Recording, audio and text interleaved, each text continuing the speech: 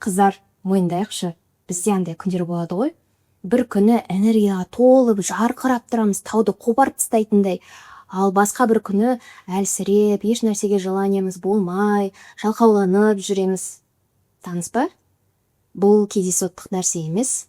Бұл сіздің менструалды циклыңыз. Бұл видеода мен ең сүйікті тақырыптарының бірі, және әр әйел адам, әр қыз баласы білу керек менструалды цикл жайлы, әр фазада сіздің ағзаңыз қандай процестерден өтетіні жайлы, және әр фазада сізде қандай супер күш, привилегия, супер қабілеттер болатынын егер білетін болсаңыз, сіз бұл менструалды циклды әлсіздік деп емес, керісінше өзіңіздің супер күшіңіз, өзіңіздің бір ерекшелігіңіз деп қабылдап бастайтын боласыз. Және өміріңізді жеңілдетуге, сол циклыңызға байланысты, соған сай ағзаңызды тыңдап, өмір сүруге, өміріңізді жеңілдетуге жақсы бір ақпараттармен бөлісетін боламын. Өте қызықты болады. Бұл видеоны міндетті түрде қараңыз. Ал кеттік. Өкінішке орай, қазіргі заманда ер адамдар мен әйел адамдар бірдей результат көрсету керек. Оларды біз наравне көреміз, бірақ исламда да, Құранның өзінде де Аллах тағаламен айтылып кеткен 3-ші сүреде 36-шы аятта әйел адам ер адам сияқты емес деген. Яғни олар бірдей емес. Оның айтып тұрған нәрсесі, яғни біздің әйел адамдар мен ер адамдардың өздерінің табиғи ерекшеліктері бар. Физикалық қана емес, олардың ішкі ағзасында да, олардың ойлауында да барлық нәрседе бізде ерекшеліктер бар, айырмашылықтарымыз бар. Сондықтан бұл қате нәрсе, ер адам мен әйел адамды жарыстырып, бір-бірін салыстырып, және бірдей результат күткен екеуінен. Сізде мынадай жағдайлар болған шығар, жұмыста жүргенде, оқуда жүргенде, басқа бір коллеганызбен немесе группаласыңызбен әрдайым жарысып жүресіз, және ол күшті результат көрсетіп жүреді, барлық күнде продуктивный болып жүреді. Ал сіз келе жатасыз да, бір күні аяқ астынан шаршап қаласыз, аяқ астынан ешқандай желание да болмай қалады, ішіңіз ауырады деген сияқты. Себебі сіз әйел адамсыз. Әйел адам ер адам сияқты емес. Оларда айырмашылықтар бар. Бірінші осыны түсініп алу керекпіз, және ол Құранда да айтылып кеткен. Енді мына цикл туралы сөйлесетін болсақ, әйел адам мен ер адамның циклдары әртүрлі. Ер адамның циклы ол тек 24 сағатқа созылады, тек бір күнге ғана созылады. Әйел адамдікі 28 күнге созылады. Оның циклы 28 күн. Ер адамның циклы мынадай болады. Біз циклды елестеткен кезде, біз оны жыл мезгілдері сияқты 4 мезгілге бөлеміз. Қыс, көктем, жаз және күз деп осы 4 мезгілге бөлеміз. Ер адамның циклы былай жүреді 24 сағатта. Оның қыс мезгілі, қыс деген фазасы түнде болады. Яғни ұйықтап жатқан кезде ол өзінің энергиясын жинайды. Таңертең тұрады, ұйқысынан тұрады, энергиясы бәрі толып тұрады, ол көктем уже. Яғни көктемде барлығы тіріле жатады, өзінің тек тіріле жатады, энергия қуаты қайтадан жиналады. Одан кейін бір түскі уақыттарда оның жаз мезгілі болады. Яғни ол андай адамдармен араласқысы келеді, сондай энергиясы толып тұратын, күшті болып тұратын кезде осы түскі уақыт. Және кешкі уақытта ол әрине күзгі мезгіліне келеді. Ол кезде андай телевизордың алдында просто телевизор қарағысы келеді, телефон қарағысы келеді, немесе кітап оқып, просто өзінің басын демалтқысы келеді. Ер адамның фазасы осы тек 24 сағатқа ғана созылады, осылай 4 мезгілден тұрады. Әйел адамның фазасы ондай емес. Біз тырысамыз, біз ойлаймыз, так, результат беру керек, продуктивный болу керек, біз күнде бірдей болып жүру керекпіз. Яғни әр күні біз бірдей продуктивті, сондай болып жүру керекпіз. Если бір күні біз спортпен айналысқымыз келмей қалса, егер бір күні біз кітап оқымай қалсақ, яғни бір күні біз рутинамызды істей алмай қалсақ, әдетімізді соны істей алмай қалсақ, біз өз-өзімізді жейміз. Яғни, вот сен до конца бармайсың, осылай аяқ астынан бір күндерде істемей қаласың, істеп жүрген бастаған нәрсені деп өз-өзімізді жейміз. Бірақ ол қате нәрсе, себебі біз әйел адамбыз, бұл бізде табиғи түрде қалыпты жағдай. Яғни біз әр күні бірдей бола алмаймыз. Біз осы бір айда менструалды цикл 28-35 күнге созылады. Біз сол бір айда 4 түрлі фазалардан өтеміз, 4 түрлі жыл мезгілдерінен сондайдан өтеміз. Сонда біздің қысымыз, күзіміз, көктеміміз, жазымыз ол тек бір күнде болмайды, ол бір айға созылады. Давайте сол фазалардан бастайық. Неге именно әйел адамдарға осындай менструалды цикл берілген? Себебі біз Аллах тағаланың қалауымен, осындай табиғаттың заңымен тек әйелдер ғана адам баласын дүниеге алып келе алады. Тек әйелдің ғана жатырында жаңа адамзат баласы қалыптастырыла алады. Бұл деген осындай Аллахтан берілген бізге дарын, сый, иә. Және осы баланы дүниеге әкелу үшін бізде әр әйелде менструалды цикл өтеді. Менструалды циклдың ең басты мақсаты ол потенциалды жүктілікке апаратын процесстер. Иә, егер ешқандай оплодотворение еш нәрсе болмаса овуляция кезінде, әрине жаңағы жұмыртқа жарылып қанау басталады, иә. Ол сол қанаудың, етек кірдің, хайыздың, менструацияның ең бірінші күні сіздің циклыңыздың ең бірінші күні болып саналады. Иә, бұл менструалды циклды сіз күнтізбе сияқты қабылдасаңыз болады. Өзіңіздің личный денеңіздің, ағзаңыздың күнтізбесі бар. Сол күнтізбенің ең бірінші күні, яғни 1 сентябрь деп айтсаңыз болады, ең бірінші күні. Осы фазаларды жыл мезгілдерімен ұқсатамыз. Оның жыл мезгілі, сай келетін жыл мезгілі ол қыс мезгілі. Қыста білесіздер ғой, аюлар барып үңгірлерінде барып ұйықтайды. Қыс деген нені білдіреді? Қыс деген ол энергияны қайтадан қалыптастыру. Заряд барып телефон зарядкасы бітіп жатқан кезде телефон зарядтау деген сияқты, яғни өз-өзіңді қайтадан қалпына келтіру, энергияны жинау дегенді білдіреді, яғни демалу. Бұл аты айтып тұрғандай қыс мезгілі болғандықтан сіз осы менструация фазасында әр әйел адамда әртүрлі 2-5 күнге созылады. Осы уақытта сіз максималды түрде демалуыңыз керек. Иә, бұл сіз итакта білесіз, осы менструалды фаза кезінде сіз ешкімді көргіңіз келмейді, ешкіммен сөйлескіңіз келмейді, андай настроениеңіз прям ужасный болып жүреді. Бұған барлығына объяснение бар. Себебі сіздің гормондарыңыз, эстроген, прогестерон деген гормондарыңыз өте төмен болады. Сіздің энергияңыз да өте аз болады. Себебі сіз қанап жатырсыз. Literally сіз қанап жатырсыз. Қанау дегеніміз ол көп деген железо, темірді жоғалтып жатырсыз. Сондықтан осы фаза кезінде сіз темірге бай, қызыл ет, шпинат деген сияқты сондай жылы, қыста қандай тамақтар ішесіздер? Сорпа деген сияқты сондай тамақтар ішесіздер ғой. Вот осындай тамақтарды ішуге тырысыңыз. Одан кейін осы сіздің күнтізбеңіздің менструалды фазасы біткеннен кейін, шамамен 5-ші күннен кейін сізде фолликулярлы фаза басталады. Фолликулярлы фаза аты айтып тұрғандай, бұл кезде фолликулярлар қалыптасып бастайтын кезең, яғни бұл кезде сіздің энергия гормондарыңыз қайтадан көтеріліп бастайды. Бұл көктем мезгілі, иә. Көктемде білесіздер, гүлдер барлығы бүршік атып, қайтадан құлпырып, әдемі болып бастайды барлығы. Сол сияқты сіздің ағзаңызда да осындай процесстер жүріп бастады. Сіз қайтадан тіріліп бастайсыз, энергияңыз оянып бастайды. Бұл жыл мезгілінің супер күші, ол қайтадан желанияның ашылуы, яғни жаңа нәрселерді көру, жаңа нәрселерді істеп көру деген сияқты бұл әрекеттердің осындай сезоны фолликулярлы фаза, яғни сіздің ішкі көктеміңіз. Бұл кезде қандай тамақтар ішу керек?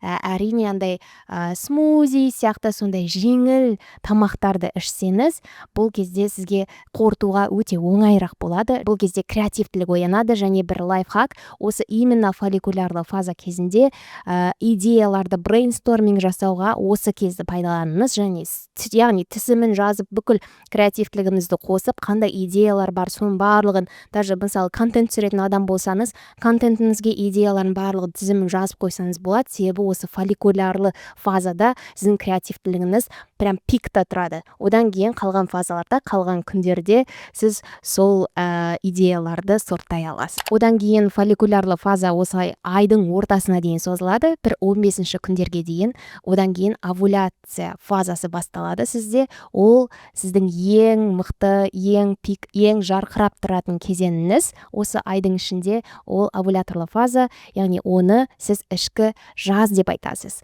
Ішкі жаз ол бір 2-3 күнге ғана созылады, яғни 14-15 күнге созылуы мүмкін. Ал овуляция күні ол тек 1 күн ғана болады, егер білетін болсаңыздар. Бұл жазда, яғни сіз жарқырап тұрасыз, өте әдемі боласыз. Табиғаттың заңы бойынша сіз овуляция фазасы кезінде glowing болып тұрасыз. Егер байқасаңыз, өте әдемі болып тұрасыз, бетіңіз симметричный болып тұрады. Сондықтан осы кезде көптеген контентті түсірсеңіз болады. Және бұл овуляция фазасы Қытай медицинасында әйел адамның ең ыстық кезеңі деп саналады. Сондықтан ыстықты басу үшін біз салқын тамақтар ішуіміз керек, жеңіл тамақтар ішуіміз керек. Сондықтан жазда сіз қандай тамақ ішесіз? Сорпа ондай ішіп отырмайсыз, жеңіл тамақтар ішесіздер ғой. Осы сол сияқты овуляция фазасында сондай смузи, салаттар, сондай тамақтар ішсеңіз болады. Және овуляция фазасында сіздің болевой порогыңыз осы сөз низкий болады. Иә, сіз яғни осы кезде стоматологқа барсаңыз болады, әртүрлі мини операцияларды өткізсеңіз болады. Себебі бұл кезде сіз ауыратын ондай чувстволарды қатты сезінбейтін боласыз. Яғни бұл кезде осындай ауыртатын процедураларды овуляция фазасында істесеңіз болады. Және овуляция фазасындағы сіздің супер күшіңіз ол сенімділік. Сізде сенімділік өте көп болады. Осы фазада сіз максимально барлық серьезный митингтарды, барлық конференцияларды, презентацияларды, сондай адамдармен нетворкинг жасайтын көптеген жұмыстарды, жаңағыдай собеседование деген сияқты сондай нәрсенің барлығын осы овуляция фазасына келтірсеңіз болады. Барлық керемет сондай үлкен проекттерді, жобаларды сіз осы кезде жасай аласыз. Себебі сіз өте өз-өзіңізге сенімді боласыз және энергияңыз толып тұрады. Спорт жағын айтатын болсақ, сондай ауыр салмақтарды көтеретін немесе жүгіретін сондай активный белсенді спортпен айналыссаңыз болады. Себебі сізде энергия толып тұрады, соның барлығы бір жерге жіберу керек болады. Одан кейін осы овуляция фазасы бір 2-3 күнге созылғаннан кейін сізде лютеалды фаза басталады. Ол ішкі күз. Яғни сіз жай-жайдан баяулап бастайсыз, қысқа дайындалып бастайсыз. Ол примерно 15-ші сіздің күнтізбеңіздің 15-ші күннен 28-ші күнге дейін, яғни менструалды фазаға дейін созылады. Ол шамамен 2 аптаға созылады. Бірінші аптасында сіздің әлі де энергияңыз бар болып тұрады, жақсы болып жүресіз да, уже 2-ші аптаға қарай, менструацияның алдында қарай сіз уже энергияңыз төмендеп, әлсіреп бастайсыз және яғни баяулап бастайсыз.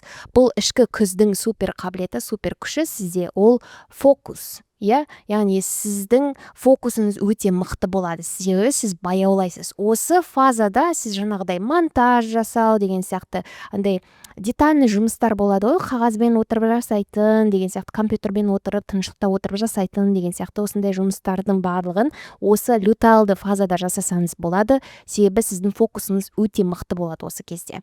Және лютеалды фазада қандай тамақтар ішуге болады? Магнийға толы тамақтарды ішсеңіз болады. Қара шоколад, орех, жаңғақтар деген сияқты осындай тамақтарды ішсеңіз болады. Және спорт жағынан жай ғана баяулайсыз, яғни йога деген сияқты, жай ғана хайкингқа шығу, жүріп қайту деген сияқты сондай нәрсемен айналыссаңыз болады. Және бұл сезон self-care деп айтуға болады, осы лютеалды фаза мен менструалды фазасы. Себебі сіз өз-өзіңізді қалпыңызға келтіруіңіз керек, өз-өзіңізге көңіл бөліңіз. Сыртқа көп шықпайсыз бұл уақытта, көп адамды көргіңіз келмейді.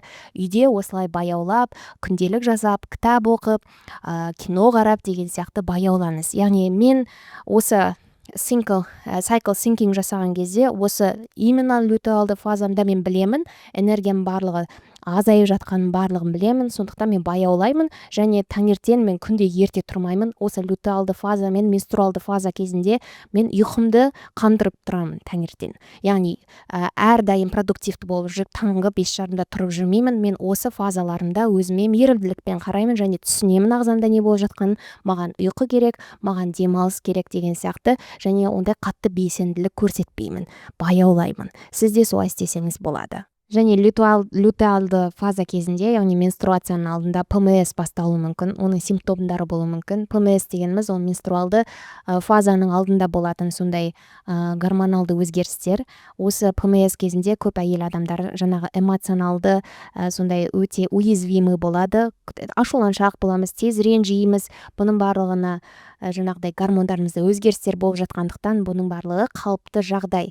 Және көп қоғамның қазіргі сондай өкінішті жағдайы, олар прикол ұстайды ПМС-қа, әйел адамдардың осындай табиғатына, олар осындай деген сияқты прикол ұстайды, бірақ бұл біздің табиғаттан берілген нәрсеміз, және бұл қалыпты жағдай. Өзіңізді осындай етіп қабылдаңыз, өзіңізді әйел етіп қабылдаңыз. Әйел адам ол мужчина с Марса, женщина с Венеры деген кітапты оқыған болсаңыз, ер адам мен әйел адам әртүрлі, және әйел адамдар, олар мысалы ер адамдар логический, сондай критическое мышление оларда дамыған болса, барлығын сөйтіп ойлайтын болса, әйел адамдар барлығын эмоционалды түрде қабылдайды.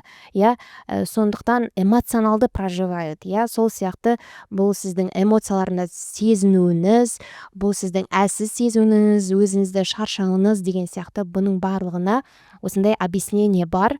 Сіз жалқау емессіз, сіз жаман адам емессіз. Бұл сіздің ағзаңызда болып жатқан осындай процесстер. Егер ер адамдарда, әйел адамдарда осының бәрін мектептен оқып білетін болатын болса, және бұл тақырыпты жиі көтеретін болса, және бұны табу деп тақырып емес, табу тақырып деп емес, балаларды, ұлдарды, қыздарды кішкентай кезінен бастап осы нәрселерді үйретіп тәрбиелеген болса, өте қазіргі өмір өте жеңілірек болар еді. Яғни әйел адамдарға жұмсақтықпен қарар еді. Және жұмыстарда да мен ойлаймын, в идеальной жизни әйел адамдарға менструалды фаза кезінде демалыс берсе, больничный берсе өте керемет болар еді. Себебі әйел адам ондай продуктивтілікті, результатты бұл сезонда, бұл фазаларда көрсетуі өте қиын. Яғни бұнда выгорание болады, burnout болады, потому что жұмыста қай жерде жүрсеңіз де сіздерден, оларға бәрібір, бастықтарға барлығына бәрібір дедлайн деген нәрсе бар сізге. Оларға бәрібір сіз қалай сезініп тұрсыз өзіңізді, сіз оны түсіндіре алмайсыз. Бұндай патриархалды қоғамда сіз әйел адамның осындай ішінде болып жатқан өзгерістерді, нәрселерді түсіндіре алмайсыз, өкінішке орай. Бірақ әлемді өзгерткің келсе өзінен баста деген сөз бар ғой. Сіз бұны өзіңіз үйде жолдасыңызға айтсаңыз болады. Яғни балаларыңыз біліп жүрсін, сіз қандай фазада жүрсіз деген сияқты. Яғни оларға түсіндіріңіз, қандай фазада жүрмін, күйеуіңізге де ол түсінетіндей сізге ренжіп қалмайтындай. Яғни мен мысалы өз басым люталды фаза кезінде, менструалды фаза кезінде күйеуіммен көбінесе сөзге келіп қаламын, және артынан барып кешірім сұраймын. Мен оған айтамын, мен қазір люталды фазада жүрмін, мен менструалды фазаны алдында, яғни гормондарым өзгеріп жатыр, кешірші, мен андай қатты ашуланшақпын, ренжігішпін деп өзім барып айтамын. Яғни ол уже примерно біледі мен қандай фазаларда жүргенімді, және кейде де күліп айтады. Сол сияқты бұлдан ұялатын еш нәрсе жоқ. Егер сіз өзіңізді қабылдасаңыз, өзіңіздің ағзаңызда болып жатқан процестерді қабылдасаңыз және түсінетін болсаңыз, әрине тәніңізді, ағзаңыз, денеңізді тыңдайтын болсаңыз, онда барлық жақсы болып бастайды. Және адамдарда да егер соны білетін болса, әрине жеңілірек болатын еді. Бірақ мұнда бір сұрақ пайда болады да, сонда менструациясы жоқ әйел адамдар қалай трекинг жасай алады, сайкл синкингті қалай жасайды деген сияқты. Емізетін әйел адамдар бар, менопаузадағы әйел адамдар, немесе сондай женский аурулармен ауыратын әйел адамдар бар. Жаңағыдай запоздалый болуы мүмкін деген сияқты. Оның барлығына белгілі бір күнтізбе жоқ, бірақ айтады, табиғи күнтізбе айдың фазаларымен әйел адамның фазалары сәйкес келеді деп айтады. Олай да істеуге болады, айдың фазаларымен, яғни толық ай болса, қателеспесем овуляциялық фаза, жоқ ай болса, значит менструалды фаза дегенді соны білдіру мүмкін, қателеспесем. Бірақ мен сізге айтарым, сізде даже менструация болмаса да өзіңіздің эмоционалды жағдайыңызға, өзіңіздің жаңағыдай жерік болып тұрған, не жегіңіз келіп тұр деген сияқты сондай жағдайыңызға қарап, соны трекинг жасай аласыз. Егер сіз күнде таңертең тұрғанда күнделік алып, соған энергияңыз қандай болып тұр, шаршап тұрсыз ба, не жегіңіз келіп тұр, сол және эмоцияңыз қалай сезініп тұрсыз өзіңіз. Осы үш нәрсені жазып, күнде жазып отырсаңыз таңертең, сіз бара бір паттернді байқайтын боласыз. Сонда сіз бара өзіңіздің циклдарыңыз, фазаларыңызды байқайтын боласыз. Даже если сізде менструация болмаса да, оған барлығына әйел адам айттым ғой, жаңағыдай эмоционалды существа деп. Сондықтан сіз осылай эмоционалды состояниеңізға байланысты түсінетін боласыз, сіз примерно қай фазада жүрсіз дегендей.